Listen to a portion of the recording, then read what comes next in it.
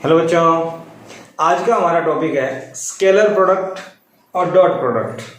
मतलब वेक्टर्स को मल्टीप्लाई करते हैं।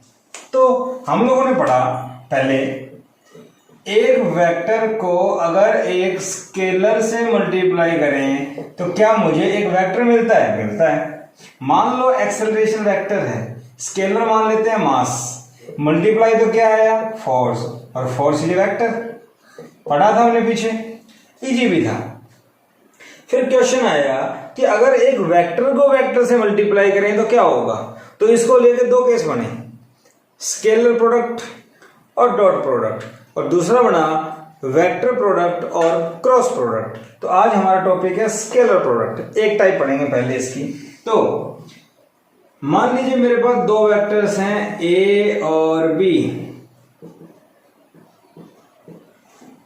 तो यहां डिफाइन किया गया, dot product of two vectors A and B, dot product is equal to product of magnitude of two vectors and cosine, cosine मतलब cos, cosine of angle between two vectors कितना? Theta. तो इसको मैं लिख सकता हूं A B cos of theta, A dot B. अब बात आई कि भाई ये तो दोनों वेक्टर थे, सोल्व किया, मैग्नीट्यूड मैग्नीट्यूड स्केलर और एंगल वैसे स्केलर, इसका मतलब ये साइड तो स्केलर हो गई। और एक बात आपको पता है कि अगर लेफ्ट हैंड साइड में वेक्टर है तो यहां भी वेक्टर होना चाहिए, और ये स्केलर है तो ये भी स्केलर, इन्होंने ये बताया। तो इसका मतलब ये हुआ कि दो वेक्टर का जो डॉट प्रोडक्ट है वो एक स्केलर क्वांटिटी आती है। इसका मतलब इसको क्या बोला गया? Scalar product. ठीक है भाई। तो डॉट प्रोडक्ट को डिफाइन किया जाए तो हमने क्या लिखा? Dot product of two vectors A and B is equal to product of magnitude of two vectors and cosine of angle between them। ये डेफिनेशन होगी जो हमने लिखा। अब क्वेश्चन ही आता है कि हम ये क्यों पढ़ रहे हैं भाई, इसकी क्या जरूरत पड़ गई? तो देखिए, हम आगे चल के पढ़ेंगे वर्क। तो वर्क क्या होता है, कैसे होता है?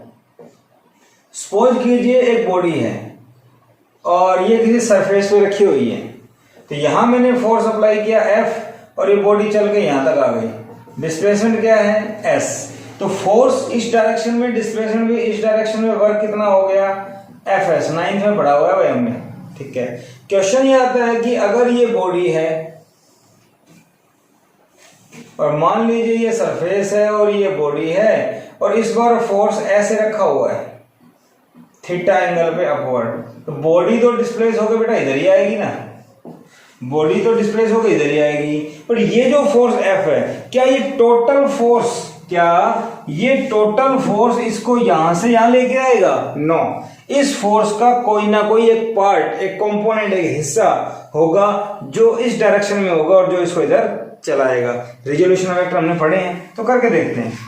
यहां अगर देखें तो F cos थीटा, और यहां अगर देखें तो F sin थीटा। इसका मतलब डिस्प्लेसमेंट की डायरेक्शन में तो बेटा F cos थीटा है। इसका मतलब F cos थीटा एक फोर्स आया जो डिस्प्लेसमेंट डायरेक्शन में है, यही इसको चलाएगा। तो ये क्या आ गया? Fs cos theta. तो वर्क स्केलर है, right side must be scalar. बात समझ में आ रही है आप लोगों को? तो ये जो फॉर्मेट है क्या सेम है? यस। ए की जगह वेक्टर है, फोर्स आ गया, बी की जगह वेक्टर है, डिस्प्लेसमेंट आ गई। दो वेक्टर कोस क्या बना? वर्क, और वर्क क्या है? स्केलर। इसलिए हमने ये चीज डिफाइन की गई, स्केलर प्रोडक्ट और डॉट प्रोडक्ट। मतलब दो वेक्टर को मल्टीप्लाई करें फोर्स और डिस्प्लेसमेंट को डॉट प्रोडक्ट में, तो मुझे क्या मिलेगा? एक स्केलर क्वांटिटी। बात समझ में आ गई होगी? तो मुझे क्या मिला? एक स्केलर क्वांटिटी। तो वर्क एक ऐसा एग्जांपल है जो डॉट प्रोडक्ट का यूज करता है। और क्या करता है, इलेक्ट्रिक फ्लक्स, +2 में जाके पढ़ेंगे, ई डॉट एस एरिया और इलेक्ट्रिक फील्ड, यहां भी डॉट प्रोडक्ट है इसलिए ये स्केलर। वैसे ही magnetic flux, phi B, phi flux B magnetic, ये होता है बी डॉट एस या बी डॉट डी एस, एक ही बात है। तो यहां भी हमारे पास फ्लक्स एक्चुअली देखा जाए तो ये इंटीग्रल होता है ऐसे, लेकिन समझाने के लिए मैं आपको लिख सकता हूं direct, small area DS, small area integration. ये कैसे क्या होता है +2 में पढ़ेंगे। तो ये इलेक्ट्रिक फ्लक्स, मैग्नेटिक फ्लक्स में भी डॉट प्रोडक्ट आता है, वर्ग में भी आता है। वर्ग आपका पढ़ा हुआ भी अच्छे समझ में आया होगा, तो आपको समझ में आ गया कि स्केलर प्रोडक्ट और वेक्टर प्रोडक्ट हमने क्यों बनाया, क्योंकि इसकी रिक्वायरमेंट फिजिक्स में है भाई, मैथ का पार्ट है। तो A dot B A B cos theta, clear, बात समझ में आ गई। तो क्वेश्चन आता था कि भाई स्केलर प्रोडक्ट के एग्जांपल क्या होंगे, work done, electric flux, magnetic flux, ठीक है भाई, इतनी बात समझ में आ गई। क्या होता है ए बी कोस थीटा, ठीक है, इतनी बात हमें समझ में आ जाती है। इसके बाद हम आगे बढ़े भाई, इसकी प्रॉपर्टीज क्या होगी। तो अगर हम प्रॉपर्टीज की बात करें, देखिए properties, first dot product is commutative. तो कॉम्यूटेटिव हमने एडिशन में पढ़ा था, उल्टा सीधा बराबर। तो यहां ए का डॉट बी से करो या बी का डॉट ए से करो, आंसर क्या आएगा, सेम। तो डॉट प्रोडक्ट इज कॉम्यूटेटिव, ठीक है भाई। कैसे, ए डॉट बी क्या होता है, A B cos theta, left hand side लेके चलो।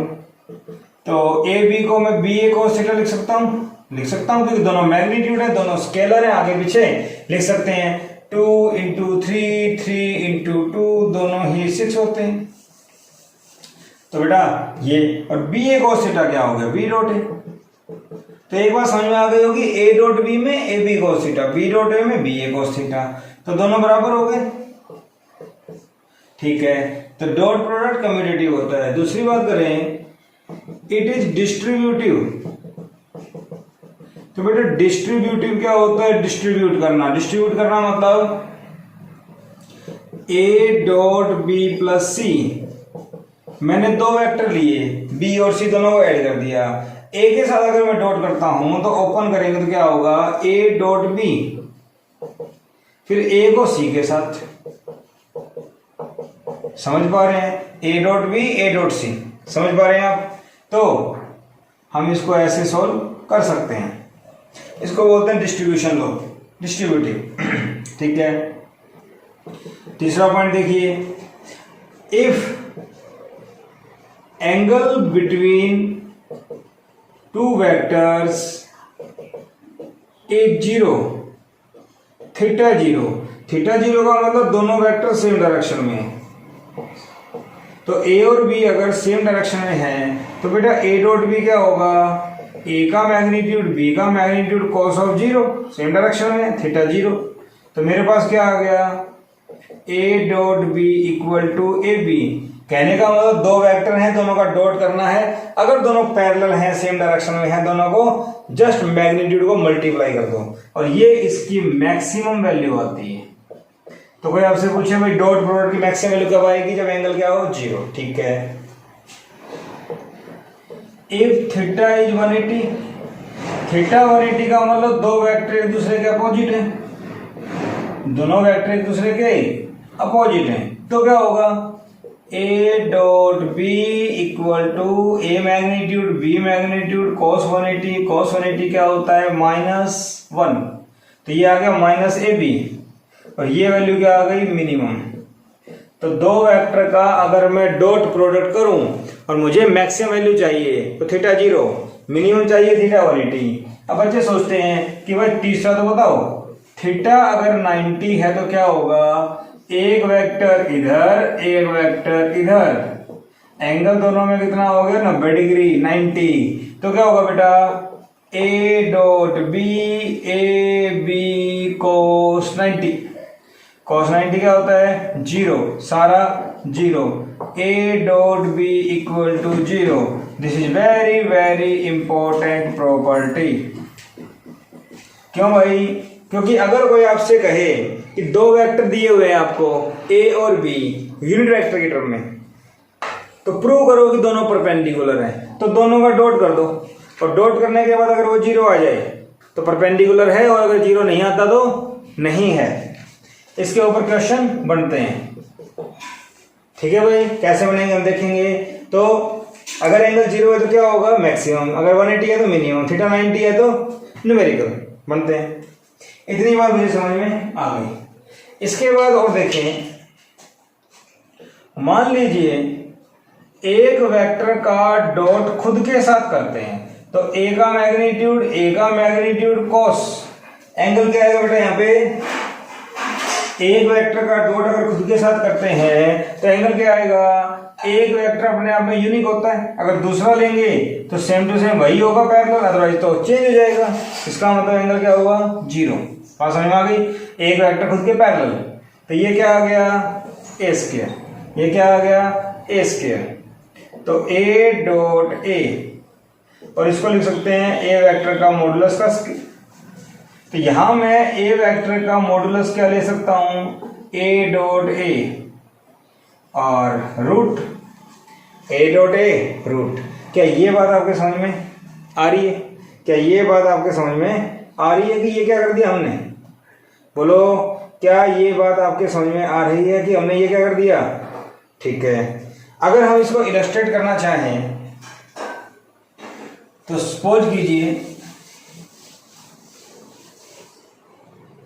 हमने माना A vector equal to P vector plus Q vector, मैंने मान लिया। तो यहां मैंने लिया root right hand side, root P plus Q, और क्या है? Dot P plus Q. तो बेटा करना multiply, P dot P plus P dot Q plus Q dot P plus Q dot Q. बात समझ में आ रही है आपको? ठीक है। आपने पढ़ा एक वेक्टर का खुद के साथ dot A square, A dot A square, तो P dot P square, P dot Q, और क्यू डॉट पी आपने पढ़ा कॉम्यूटेटिव। कॉम्यूटेटिव क्या होता है? ए डॉट बी और बी डॉट ए बराबर, तो ये कॉम्यूटेटिव हो गया, तो इसको मैं पी डॉट क्यू कर सकता हूं, उल्टा सीधा बराबर क्यू डॉट क्यू क्या हो गया? Q square. तो ये आपके पास क्या आ गया? P square plus Q square plus 2 P dot Q. क्या ये बात आपके समझ में आ गई? और P dot Q, P vector plus Q vector का मॉडुलस लिख सकते हैं ऐसे, ए की जगह ए मॉडुलस ये। अब जरा मुझे ये बताओ, ये और खोलो, P square plus Q square plus 2 P Q cos of theta. ये तो पता है ना, डॉट प्रोडक्ट हमने पढ़ लिया, ए डॉट बी क्या होता है? A B cos theta. तो ये देख के मुझे क्या समझ में आ रहा है? ये देख के मुझे समझ में आ रहा है, ये तो भाई ट्रायंगल लो या पैरेललोग्राम लो का फॉर्मूला है। इसका मतलब दिस इज सेम एज क्या? A vector plus B vector modulus R होता था भाई ये, और ये क्या आ गया? A square B square 2ab cos थीटा। कुछ याद आ रहा है आप लोगों को? मैं ये आपको क्यों बता रहा हूं? मैं आपको कह रहा था कि मेरे पास इस टाइप से वेक्टर थे, ये ए वेक्टर, ये बी वेक्टर, ये आर वेक्टर, और ट्रायंगल लो जब हमने पढ़ा था, हमने कहा था एक वेक्टर का अगर स्केयर करते हैं तो उसके मैग्नीट्यूड का स्केयर हो जाता है। तो यहां से प्रूव हो रहा है, एक वेक्टर का अगर स्केयर करते हैं तो उसके मैग्नीट्यूड का स्केयर हो जाता है। यहां देख पा रहे हैं आप, एक वेक्टर क्या था? ये। तो एक वेक्टर का स्केयर, वेक्टर क्या था हमारे पास? ए, तो ए डॉट ए क्या है? ए स्केयर। तो एक वेक्टर है ये, इसका स्केयर करेंगे तो ये क्या कहलाएगा? ऐसे। तो एक वेक्टर को ऐसे लिखने का मतलब ए डॉट ए, तो एक वेक्टर का स्केयर उसका मैग्नीट्यूड का स्केयर है, एक वेक्टर का स्केयर मैग्नीट्यूड का स्केयर है। तो ये सारी चीज समझाने के लिए मैंने आपको ये सारा करके दिखाया है। अदरवाइज इसकी इतनी कोई रिक्वायरमेंट नहीं है। सिर्फ इतना ध्यान रखना है कि एक वेक्टर को अगर खुद से मल्टीप्लाई करते हैं, खुद से डॉट करते हैं, तो मैग्नीट्यूड का स्केयर आ जाता है, तो मैग्नीट्यूड का स्केयर आ जाता है। इतनी बात मुझे समझ में आ गई, ठीक है भाई। इसके बाद और देखिए यूनिट वेक्टर्स। भाई यूनिट वेक्टर्स की बात करते हैं तो सातों पॉइंट कोऑर्डिनेट एक्सिस थी हमारे पास, याद आ रहा हो तो, एक्स एक्सिस, वाई एक्सिस और बेटा ये जेड एक्सिस। इसके अलोंग आई कैप, इसके अलोंग जे कैप, इसके अलोंग के कैप, याद आया कुछ? तो dot product I dot I, J dot जे और के डॉट के, ये वैल्यू कितनी होती है ये हमें पता होना चाहिए। ये वैल्यू कितनी होती है भाई? आई वेक्टर एक्स एक्सिस के अलोंग, दूसरा आई वेक्टर भी एक्स एक्सिस के अलोंग। तो आपने पढ़ा था ए डॉट बी, और अगर दोनों में एंगल जीरो है तो क्या हो गया था? A B cos zero. तो वही चीज है, आई का मैग्नीट्यूड 1, आई का मैग्नीट्यूड 1 और आई एक्स एक्सिस, ये भी एक्स एक्सिस, एंगल क्या हो गया? जीरो। सब कुछ क्या आ गया? 1। इसका मतलब आई डॉट आई 1, जे डॉट जे 1, के डॉट के 1। तो ये आपको याद रखना है, ये आपको याद रखना है कि आई डॉट आई 1 होगा, जे डॉट जे 1 होगा, के डॉट के भी 1 होगा। तो एक यूनिट वेक्टर को खुद से डॉट करेंगे तो क्या आएगा? 1, ठीक है भाई। इसी टाइप से अगर मैं करूं I dot J, J dot के डॉट आई, तो बेटा ये क्या होगा? आई का मैग्नीट्यूड 1, जे का मैग्नीट्यूड 1, एंगल कितना? आई एक्स एक्सिस, जे वाई एक्सिस, दोनों में एंगल कितना? 90, cos 90 जीरो। तो क्या ये सारा जीरो हो गया? यस। इसका मतलब ये हुआ कि आई डॉट जे लिखो या जे डॉट आई लिखो, जीरो आना है। जे डॉट के लिखो या के डॉट जे लिखो, जीरो आना है। के डॉट आई लिखो या आई डॉट के लिखो, क्या आना है? जीरो। क्योंकि डॉट प्रोडक्ट कॉम्यूटेटिव होता है, तो आई डॉट जे या जे डॉट आई को बटा जीरो, मतलब सेम को सेम से डॉट करेंगे 1 आएगा, और अगर डिफरेंट को करेंगे तो 0 आएगा। ये आपको याद करना है, काफी इंपॉर्टेंट है, न्यूमेरिकल्स इनके ऊपर बनते हैं, यूज होता है इनका, ठीक है भाई। ये भी बात मुझे समझ में आ गई कि यूनिट वेक्टर्स की टर्म में कैसे सॉल्व करेंगे। इसके बाद नेक्स्ट प्रॉपर्टी की अगर हम बात करें तो वो आता है डॉट प्रोडक्ट को सोल्व कैसे करें। डॉट प्रोडक्ट को सोल्व कैसे करें, देखिए नंबर 9 आई थिंक। मान लीजिए मेरे पास एक वेक्टर गिवन है ए क्या होता है भाई? मान लो A x i cap, A y j cap, A z k cap. B vector क्या है? B x i cap, B Y j cap, B Z k cap. हो गया? बी का x component, y component, z component. तो बेटा A dot B का मतलब क्या है? ए डॉट बी का मतलब है ए लिखो, ए z k cap dot B लिखो,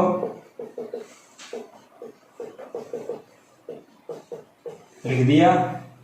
अब एक सिंपल सी बात है, मल्टीप्लाई करते रहो, बहुत लेंदी हो जाएगा, इतना नहीं करना। हमें पता है आई को आई से डॉट करेंगे तो 1 आएगा, जे को जे से करेंगे 1 आएगा, के को के से करेंगे तो 1 आएगा, अदरवाइज 0 आएगा। तो आई को आई से पकड़ो ना यार, A X B x I dot I, I ले लिया, plus A Y B Y, J dot J, A Z B Z, K dot K. इसके अलावा कुछ भी लोगे तो यहाँ डिफरेंट आएगा, आई डॉट जे डॉट के डॉट आई, सब 0 होना है। तो ये 1 होता है, ये भी 1 होता है, ये भी 1 होता है। तो मेरे पास आ गया ए एक्स बी एक्स, ए वाई बी वाई, ए जेड बी जेड। ये बात समझ में आ गई। तो ये मेरा समझाने का मकसद क्या था? मेरा मकसद है अगर आपके पास कोई वेक्टर यूनिट टर्म में आ जाए तो डॉट प्रोडक्ट में क्या करेंगे? दोनों को मल्टीप्लाई, आई वाले आई के कोएफिशिएंट मल्टीप्लाई, जे के कोएफिशिएंट मल्टीप्लाई, के कोएफिशिएंट मल्टीप्लाई, आंसर आ जाएगा। ठीक है भाई। नेक्स्ट प्रॉपर्टी की अगर बात करें, टू फाइंड एंगल। अगर दो वेक्टर में आपको एंगल निकालना है, क्या करें? ए डॉट बी दे रखा है, ए डॉट बी क्या होता है, ए बी कॉस थीटा। तो बेटा यहां से कॉस थीटा निकालो, क्या आएगा, A dot B divide by A B, और इसका मतलब हुआ A dot B divide by A का मैग्नीट्यूड और बी का मैग्नीट्यूड। तो मुझे अगर दो वेक्टर में डॉट प्रोडक्ट निकालना है तो मैं क्या करूंगा, ए डॉट बी, ये कॉस थीटा निकाल लो, मेरा आंसर आ जाएगा। कॉस थीटा निकाल लीजिए, मेरा आंसर आ जाएगा। ठीक है, इतनी बात आपके समझ में आ गई। इसके बाद नेक्स्ट प्रॉपर्टी की बात करें, इसको बोलते हैं कंपोनेंट ऑफ ए वेक्टर। कभी कभी कंपोनेंट बोल देते, काफी इंपॉर्टेंट है। और projection of a vector, projection किसी के ऊपर परपेंडिकुलर या कंपोनेंट ऐसे बोल देते हैं। तो इसमें क्या करना है आपको, वो देखिए। सपोज कीजिए मेरे पास एक वेक्टर है ए, इसको ए मानते हैं, ये वेक्टर है बी, दोनों में एंगल क्या है, थीटा। तो इस ए वेक्टर का बी के अलोंग कंपोनेंट क्या आएगा, पता ना कंपोनेंट, ए कॉस थीटा। जहां पे एंगल होता है वहां क्या आता है, कॉस। तो इसका ये बी वेक्टर है, तो ए का कंपोनेंट क्या आएगा, ए कॉस थीटा।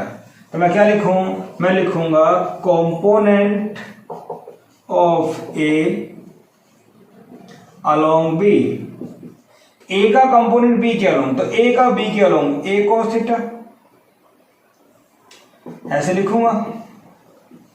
बात समझ में आ गई। अगर मैं आप सोचिए बी का कंपोनेंट ए के अलोंग, तो ये बी ऐसे बी कॉस थीटा, समझ पा रहे हैं। ए का पूछे बी के अलोंग ए कॉस थीटा, बी का ए के अलोंग बी कॉस थीटा। तो इसको मैं क्या लिखूं, बी से मल्टीप्लाई और बी से डिवाइड कर दें, कर दो। ए बी कॉस थीटा क्या होता है, A dot B divide by B, A vector dot B vector divide by B का magnitude. Vector divide by magnitude क्या होता है, यूनिट वेक्टर। तो ए डॉट बी कैप। तो component of vector A along B, या बोलो projection of A along B, formula आ गया ए डॉट बी कैप। जिसके अलोंग है उसका यूनिट वेक्टर आ जाएगा, जिसके अलोंग है उसका यूनिट वेक्टर आ जाएगा। तो ये तो आया मेरे पास कंपोनेंट। क्वेश्चन ये आया कि ये जो कंपोनेंट है A dot B cap scalar vector, this is magnitude of component और प्रोजेक्शन, जो भी आप बोले, क्योंकि दो वेक्टर का डॉट प्रोडक्ट, दो वेक्टर का डॉट प्रोडक्ट क्या होता है, स्केलर।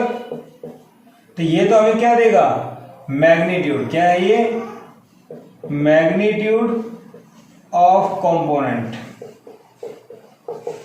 अगर वेक्टर फॉर्म में चाहिए तो क्या करें, वेक्टर फॉर्म में चाहिए तो हम लिखेंगे component of A along B.